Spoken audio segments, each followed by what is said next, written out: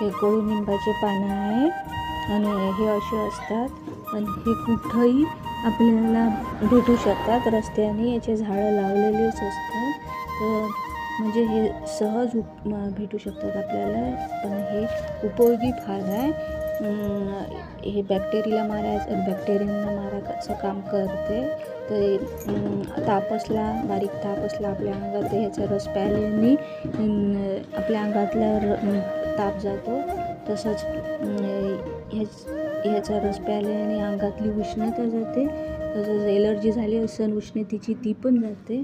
तसंच ह्याचा जाळ केल्याने घरामध्ये जे पण डास झाले असतील, मच्छर असले ते पळून जातात. तसंच याचा जाळ केल्याने घरामधली निगेटिव्हिटी जाते. लेकरांना काजण्या झाल्या असतील ते याच्या पाण्याच्या रसाने आंघोळ केली, याच्या पाण्याला गरम करून आंघोळ केली तर ते पण जातात. हे फार उपयोगी आहे. व्हिडिओ आवडला असेल तर लाईक करा, शेअर करा, सबस्क्राईब करा.